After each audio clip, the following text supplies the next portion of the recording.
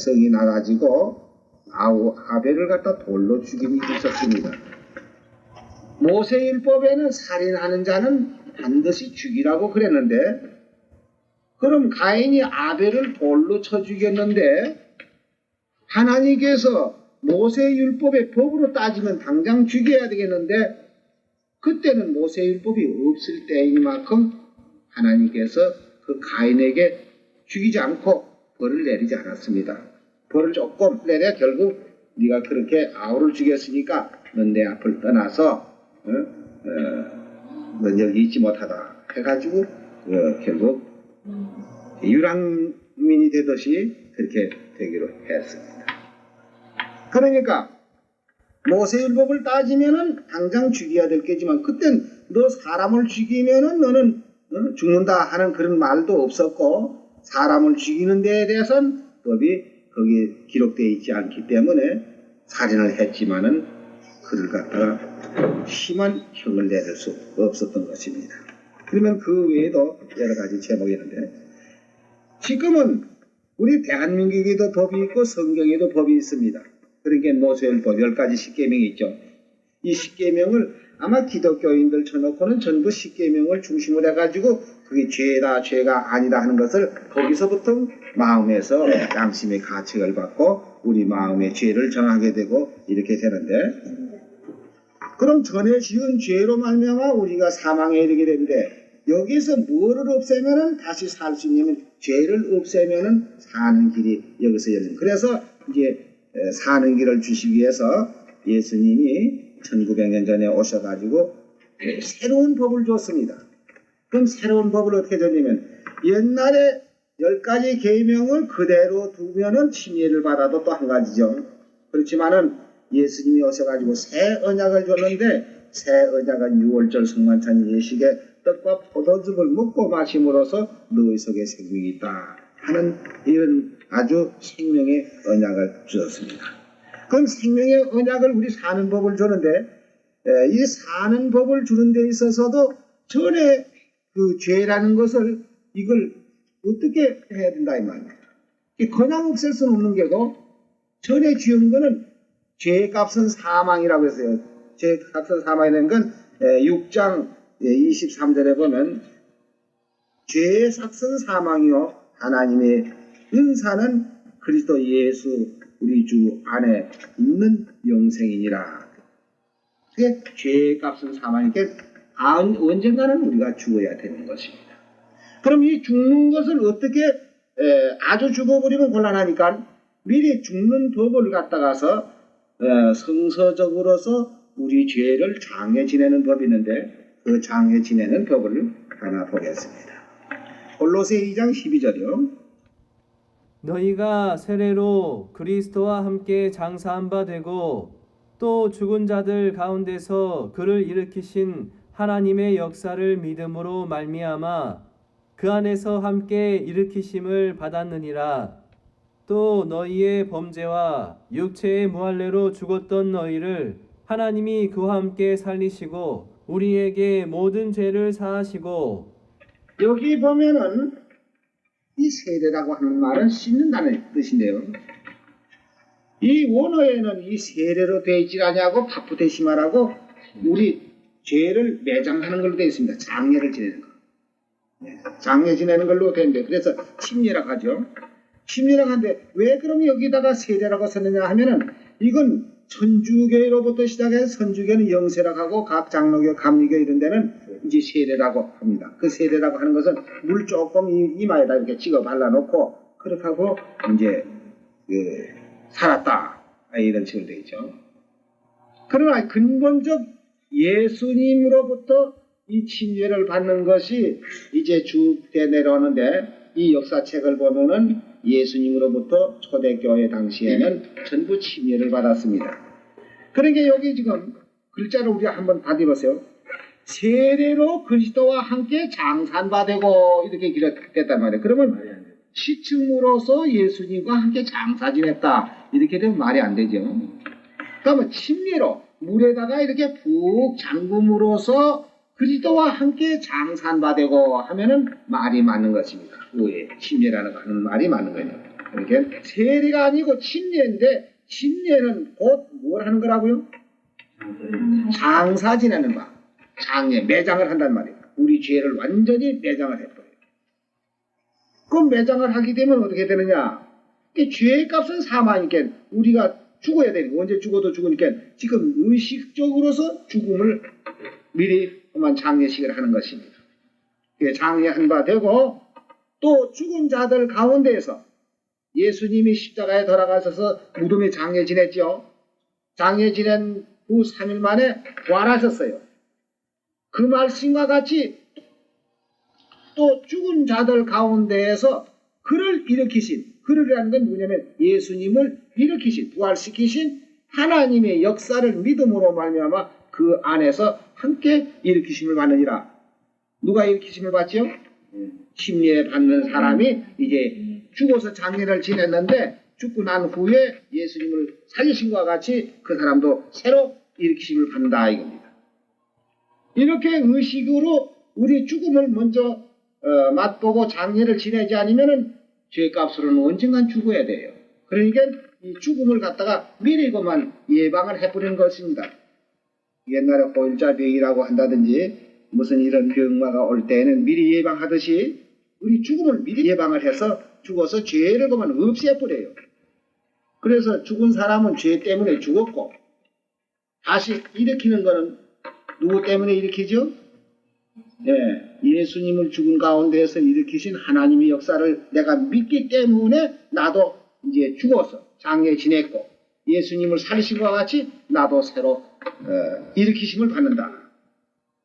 그와 같이 우리 죄를 지금 침례를 받음으로써 이제 그 과거의 죄는 완전히 정리되는데 그 죄 때문에 내가 사망이 왔고 이런데 이제 죄를 없이 해줬는데 침례를 받음으로써 죄는 없어졌지만 깨끗한 몸이 또 이 세상에 사니까 자연히 우리 이목이 있고 뭘 보는 것이다.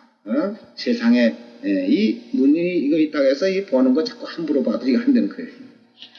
이 눈 잘못 보면 그만 큰 범죄를 하는 수가 있고 또 이 귀가 있다고 해서 이 귀가 자꾸 들으면 좋은 줄 알아도 이게 좋은 말 들어야지 나쁜 말 들어보면 이 귀가 범죄를 또 해요. 그러니까 세상에 모든 불의한 것이 죄라고 했습니다.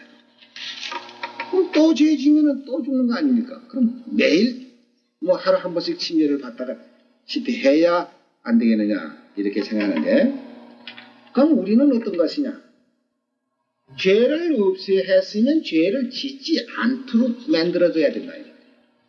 좀 이렇게 예를 들어 말씀드리자면은 요새는 과학이 발달됐고 이러기 때문에 바다의 어장들 저 바다에 가서 고기를 그저 많이 잡아가지고도 지금 그거 다 처리합니다. 근데 옛날에는 저 묵호지방에서 수림이 이런 고기를 잡든지 너무 많이 잡혀도 큰 걱정이라고. 왜 걱정이냐면 처리를 못해서.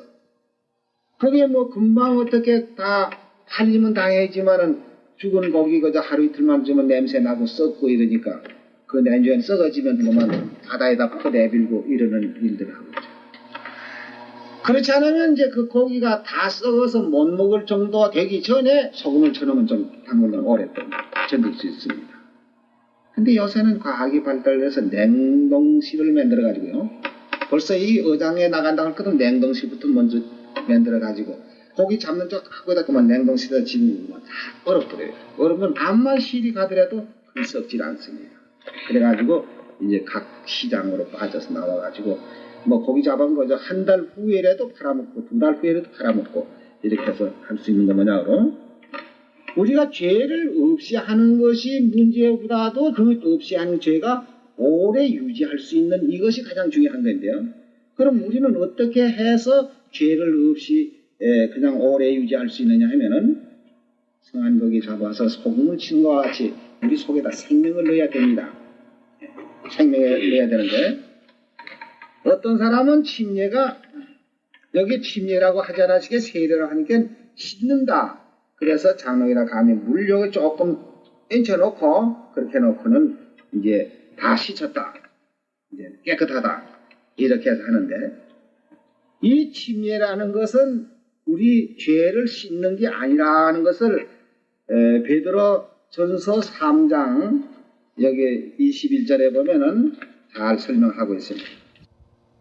물은 예수 그리스도의 부활하심으로 말미암아 이제 너희를 구원하는 편이 곧 세례라.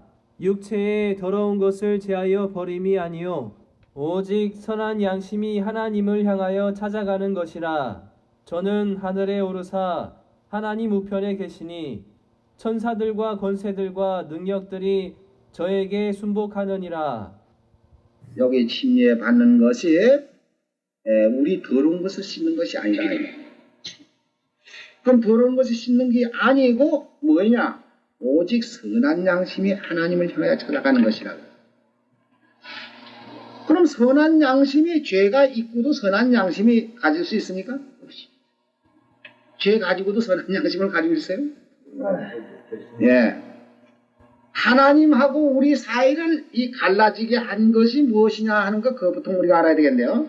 자, 이사야 59장 1절에서부터 보겠습니다. 여호와의 손이 짧아 구원 여호와의 손이 짧아서 구원치 못하심도 아니요 귀가 둔하여서 듣지 못하심도 아니라 오직 너희 죄악이 오직 너의 죄악이 너희와 너의 하나님 사이를 내었고 너희 죄가 그 얼굴을 가리워서 너희를 듣지 아니하게 함이니 이는 너의 손의 피가 너의 손가락의 죄악이 더러웠으며 너의 입술은 거짓을 말하며 너의 혀는 악독을 바람이라. 자, 이런데 이걸 가지고 선한 양심 하나님 찾아갈 수 있어요? 죄는 양심이 허락을 안 하는 것입니다. 내가 죄를 가지고서 나 깨끗하다, 하나님하고 내가 동행할 수 있다 하고 하나님 뒤에 줄줄 따라다닐 수 있느냐면 그렇게 될 수가 없어요. 그러니까 여기 베드로 전서 3장 21절에 그 물은 하는 말은 여기 노아 홍수 때에 노아의 식구 8사람이 구원받은 그 물을 말하는데 이 물은 예수 그리스도의 부활하심으로 말미암아 이제 너희를 구원하는 편이 곧 세례라. 육체의 더러운 것을 제하여 버림이 아니요 오직 선한 양심이 하나님을 향하여 찾아가는 것이냐. 그러니까 죄가 완전히 다 청산되고 장려제 매장을 씻어가지고는 안 되죠. 씻으면 아주 죄의 뿌리가 남아있단 말이에요. 그 뿌리가 남아있으니까 언제든지 뿌리가 남아있으면요 저 산에 아카시아 나무 더 많이 있는데 어떤 사람 그 아카시 나무 이걸 없애려고 비언해도 또 나오고 비언해도 또 나오고 애를 먹는 게라. 그래서 이 사람이 비다가 못해서 이래 가지고 안 된다. 그래서 이제 그때는 막 오개를 가지고 부럭지를 막 파내 그래요. 그래 놓으니까 이제 그게 안 나온다. 죄를 씻어서야 안 되죠. 그러니까 장애를 지내는 겁니다. 그렇게 해서 이제 완전히 죄의 뿌리를 빼서 내버리고 이제 선한 양심을 가지고 하나님을 향하여 찾아가는데 그럼 침례받고 또 지으면 어떡할까요? 그러니까 침례받고 죄를 짓지 아니하는 이 새 언약이 있습니다. 새 언약. 요한복음 6장 53절에서부터 예수께서 이르시되 내가 진실로 너희에게 이르노니 인자의 살을 먹지 아니하고 인자의 피를 마시지 아니하면 그 속에 생명이 없느니라. 내 살을 먹고 내 피를 마시는 자는 영생을 가졌고 내 살을 먹고 내 피를 마시는 자는 영생을 가졌고 마지막 날에 내가 그를 다시 살리느니 내 살은 참된 양식이요 내 피는 참된 음료로다. 내 살을 먹고 내 피를 마시는 자는 내 안에 거하고 나도 그 안에 거하나니 살아계신 아버지께서 나를 보내심에 내가 아버지로 인하여 사는 것 같이 나를 먹는 그 사람도 나로 인하여 살리라. 이것은 하늘로서 내려온 떡이니 조상들이 먹고도 죽은 것과 같지 아니하여 이 떡을 먹는 자는 영원히 살리라. 그러니까 예수님의 살을 먹고 예수님의 피를 마시면 우리 속에 생명이 들어갑니다. 생명. 자, 생명이 들어가고도 또 썩는다면 어떡합니까? 생명이 들어가 있는데도 또 썩는다고 할 수가 없지요. 그러면은 때로는 이제 우리가 침례를 받고도 이 세상에 살다 보면 그 세상 사람과 같이 지내다 보니까 본의 아닌 불의한 것들이 더러 많이 있습니다. 근데 그런 경우에는 어떻게 되느냐 하게 되면요 요한일서 5장 16절에 보면은 누구든지 형제가 사망에 이르지 아니한 사망에 이르지 아니하는 죄, 범하는 것을 보거든 구하라. 그러면 사망에 이르지 아니하는 범죄자들을 위하여 저에게 생명을 주시리라. 사망에 이르는 죄가 있으니 이에 대하여 나는 구하라 하지 않노라. 모든 불의가 죄로 돼 모든 불의가 죄로 돼 사망에 이르지 아니하는 죄도 있도다. 그러니까 이 사망에 이르는 죄라는 것은 어떤 것이냐 하면은 우리 세상 죄에도 너무 심하게 하는 것들은 안 되지만은 여기에서 사망에 이르는 죄가 뭐인가? 히브리서 10장 26절. 우리가 진리를 아는 지식을 받은 후 우리가 진리를 아는 지식을 받은 후에 짐짓 죄를 범한 적. 여기 죄라는 건 무슨 죄냐면은 그 다음에 나옵니다. 어떤 게 그 죄냐면 짐짓 죄를 범한 적 다시 속죄하는 제사가 없고, 이 속죄라는 것은 이 새 언약을 말하는 것입니다. 속죄하는 제사가 없고 오직 무서운 마음으로 심판을 기다리는 것과 대적하는 자를 소멸할 맹렬할 불만 있으리라. 모세의 법을 폐한 자도 두세 증인을 인하여 불쌍히 여김이 없이 받지 못하고 죽였거든.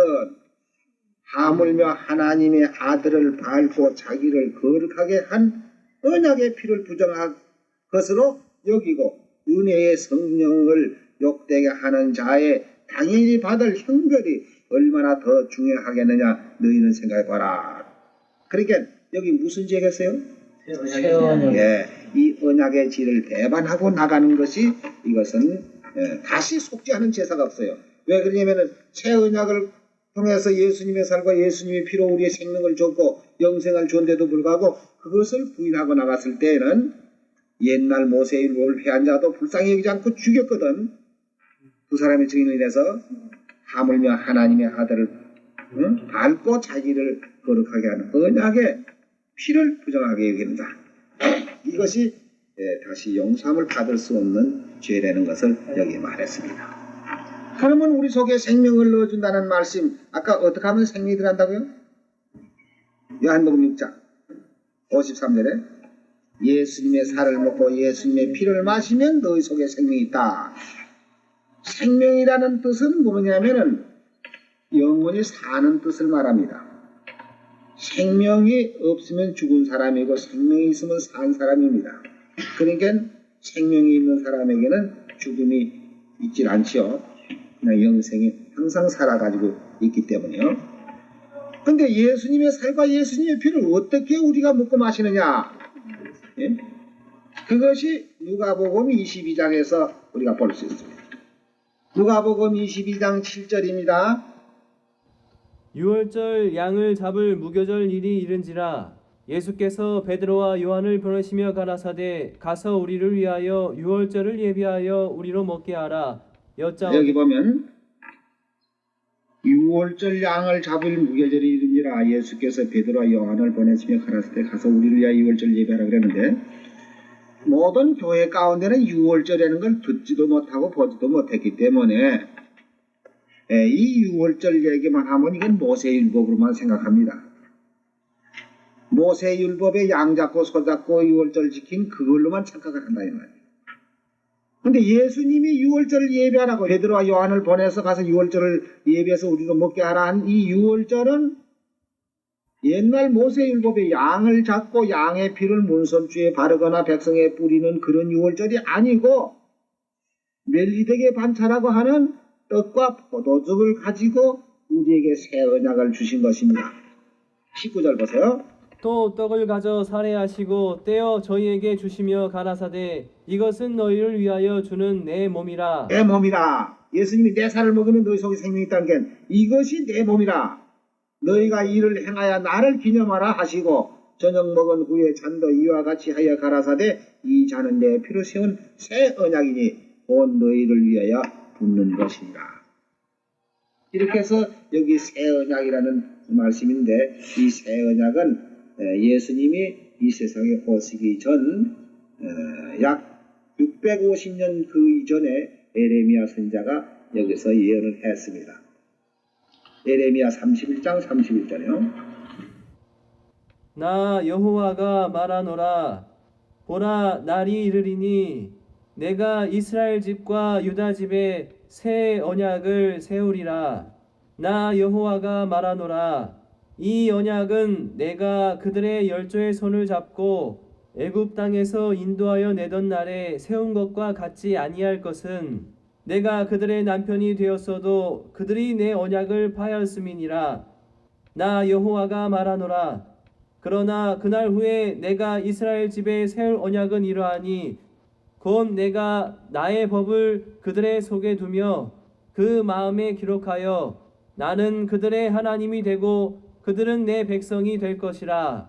650년 전 그 즈음에 에레미야 선지자가 이제 장차 이 앞으로 600년 후에면 메시아가 세상에 오셔가지고 이제 새 언약을 세워 주실 것이다 하고 미리 예언한 그대로 모세율법이 아닌 이 새 언약을 세워 주실 것을 예언했습니다. 이 새 언약은 우리로 하여금 무조건 사는 법을 줬어요. 생명의 법을 줬단 말입니다. 사는 법. 그러면 히브리 8장 6절에 보면 어떻게 연결이 되어 있는가 한번 가서 보겠습니다. 그러나 이제 그가 더 아름다운 직분을 얻으셨으니 예, 그가라고 하는 말은 누구죠? 예수님이 더 아름다운 직분을 얻으셨으니 이는 더 좋은 언약으로 세우신 더 좋은 언약의 중보시라. 누가 중보시에요? 예수님이 새 언약의 중보시라. 저 첫 언약이 무흠하였다면 흠이 없었더라면 둘째 것을 요구할 일이 없었으려니와 저희를 흠으로 하여 일러서되 주께서 가라사대 볼지어다 날이 이르리니 내가 이스라엘 집과 유다 집에 새 언약을 세우다. 여기 주께서 가라사대 하는 말은 에레미야 31장 31절에 기록되어 있는 말씀을 이쪽에다가 반복해서 지금 그 예언과 맞춰서 사도 바울이 진리를 증거하고 있는 그 말씀입니다. 13절에 보면 새 언약이라 말씀하셨음에 첫 것은 낡아지게 하신 것이 낡아지고 쇠하는 것은 없어져 가는 것이라. 그러니까 옛 언약으로서는 우리 죄를 정하여 줄 따름이요 그 죄에서 결국 죽을 수밖에 없는 우리를 이 새 언약으로서 생명을 얻고 영생을 얻는 이런 진리를 주었습니다. 고린도후서 3장을 보겠습니다. 새 언약이 어떤 것인가 여기 나오죠. 또 6절입니다.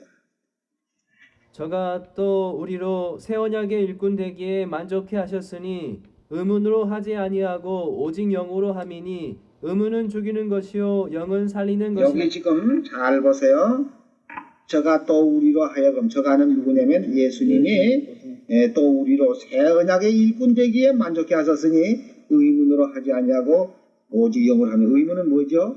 의문은 구약 모세율법을 말하는 의문으로 하지 아니하고 오직 영으로 영은 새 언약을 말하는 겁니다. 영으로 함이니 의문은 죽이는 것이요 영은 살리는 것이라. 의문은 왜 죽이는 겁니까? 예? 정하는 거. 예. 율법 아까 로마서 7장에 거기 그런 말씀 있죠. 율법에 탐내지 말라 하지 않았더라면 내가 탐심을 몰랐겠는데 탐내지 말라 한 기록이 있었기 때문에 그것을 범으로 나는 죄가 스스로 죄에 있는 것을 드러내고 있습니다. 그러면 그 의무는 그 십계명은 우리로 하여금 죽게 하는 것이요. 왜냐하면 죄를 정하기 때문에. 그러나 죽게 된 거기에서 영은 살리는 것이다. 그 죄에서 죽을 수밖에 없는 인물이 거기서 구속해내신 그 영에 세운 것으로 중요하게 되는 것입니다. 그래서 돌에 서서 새긴 죽게 하는 의문의 직분도 영광에 있어 이스라엘 자손들이 모세의 얼굴에 없어질 영광을 인하여 그 얼굴을 주목하지 못하였거든 하물며 영의 직분이 더욱 영광에 있지 아니하겠느냐. 네, 정죄의 직분이 영광에 있었은즉 의의 직분은 영광이 더욱 넘치리라. 그러니까 우리가 지금 새 언약이 일꾼이 됐고 하나님의 백성이 되어 있습니다. 새 언약으로서 우리는 살리심을 받고 영생에 들어가는 이렇게 약속이 되어 있습니다. 그러니까 이제 침례 받으면은 일단 우리 과거에 지은 죄는 없어지고 이제 6월절 성만찬 예시 떡과 포도즙을 먹고 마심으로써 우리 속에 생명이 있게 되는 것입니다. 그러므로 우리는 이제 옛 의문에 속해 있는 사람이 아니고 새 언약, 새 율법에 속해 있는 사람이 되죠. 이렇게 해서 우리는 영생에 들어가게 되는데 우리 침례를 받고 진리 안에서만 떨어지지 않고 우리가 어떠한 시험이 있더라도 진리 안에서만 떨어지지 않으면은 우리에게 주신 영생은 계속돼서 나가다가 영원한 하늘나라에 들어가게 되는 것입니다. 이 침례에 대해서는 여러 가지가 있지만은 우선 내 죄를 없이하는 것과 또 생명을 받는 것과 이렇게 해서 옛 언약에서 벗어나서 새 언약으로 새 정부 밑에서 새 언약에서 우리가 살고 있는 하나님의 권속이 되는 것입니다. 오늘 이것으로서 침례식에 대해서는 마치겠습니다.